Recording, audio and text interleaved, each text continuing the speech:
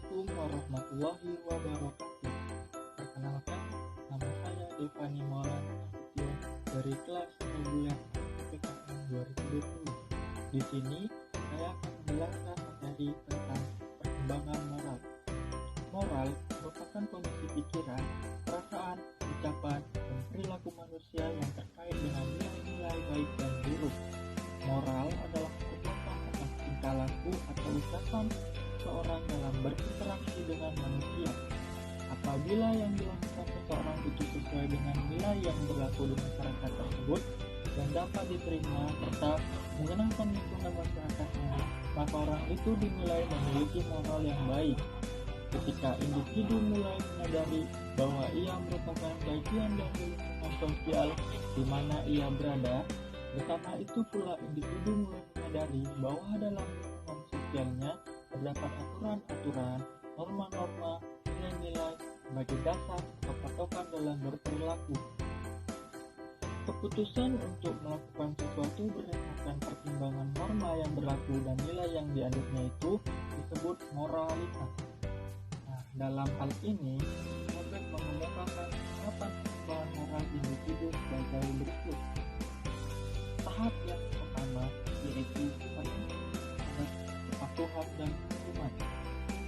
Anak menganggap baik atau buruk atas dasar akibat yang ditimbulkannya.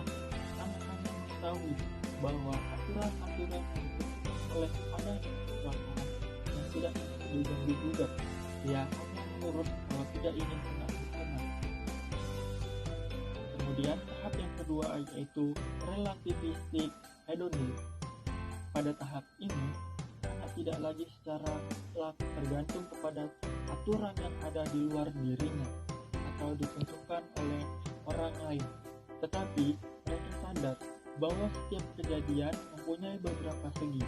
Jadi ada relativisme, artinya bergantung pada kebutuhan dan kesanggupan seseorang, atau hedonistik. Misalnya, mencuri ayam karena kelaparan.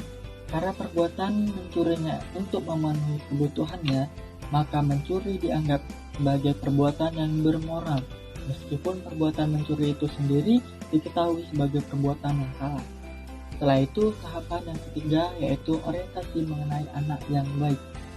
Pada tahap ini, anak mulai memasuki belasan tahun, di mana anak memperlihatkan orientasi perbuatan-perbuatan yang dapat dinilai baik atau tidak baik oleh orang lain. Masyarakat adalah sumber belajar yang menentukan apakah perbuatan seseorang baik atau tidak. Menjadi anak manis masih sangat penting dalam stadium ini. Kemudian tahap 4 yaitu mempertahankan norma-norma sosial dan otoritas. Pada stadium ini, perbuatan baik yang diperhatikan seseorang bukan hanya agar dapat diterima oleh lingkungan masyarakatnya, melainkan bertujuan agar dapat ikut mempertahankan aturan-aturan atau norma-norma sosial.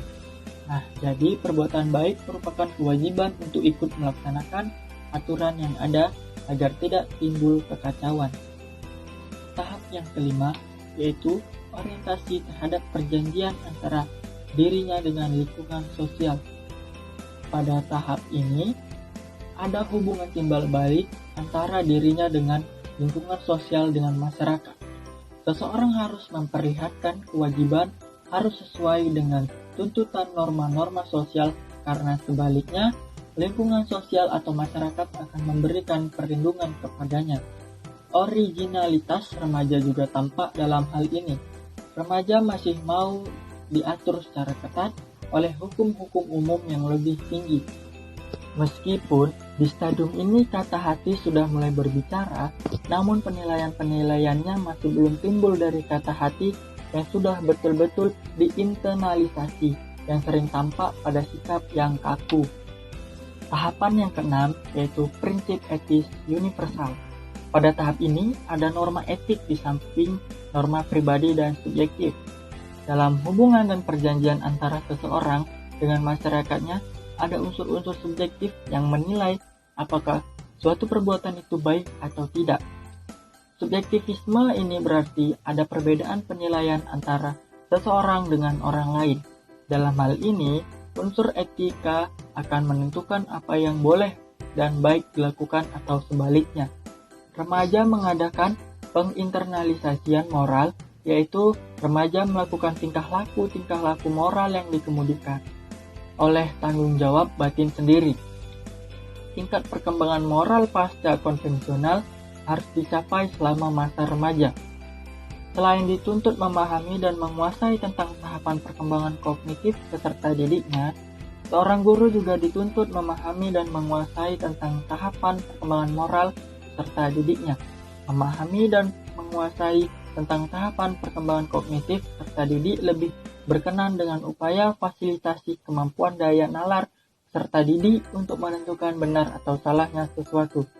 Maka, pemahaman dan penguasaan guru akan tahapan perkembangan moral peserta didik lebih berkenaan dengan upaya fasilitasi peserta didik dalam mengembangkan potensi afektifnya, khususnya dalam mengembangkan kemampuan peserta didik dalam menentukan baik buruknya sesuatu. Upaya fasilitasi potensi dan pengembangan moral peserta didik juga perlu mempertimbangkan dan disesuaikan dengan tahapan perkembangan moral yang sedang dijalaninya. Misalnya, sesuai dengan tahapan perkembangan moral peserta didiknya yang telah memasuki tahap post-konvensional, seorang guru SMA seyogyanya dapat memfasilitasi peserta didik untuk mencapai kematangan moral, yakni memiliki orientasi terhadap perjanjian antara dirinya dengan lingkungan sosial dan prinsip etis universal. Berbeda dengan upaya guru dalam memfasilitasi perkembangan kognitif peserta didiknya, yang lebih banyak dilakukan melalui instruksional efek atau biasa disebut pembelajaran langsung, sementara upaya fasilitasi perkembangan moral peserta didik lebih banyak dilakukan melalui Norton efek atau biasa disebut pembelajaran tidak langsung, bagaimana banyak dikemukakan dalam konsep pendidikan karakter. Perkembangan moral memiliki keterkaitan yang sangat erat dengan perkembangan kognitif. Oleh karena itu, upaya guru dalam memfasilitasi perkembangan kognitif dan perkembangan moral peserta didik pada dasarnya menjadikan satu kesatuan utuh dan berjalan secara simultan.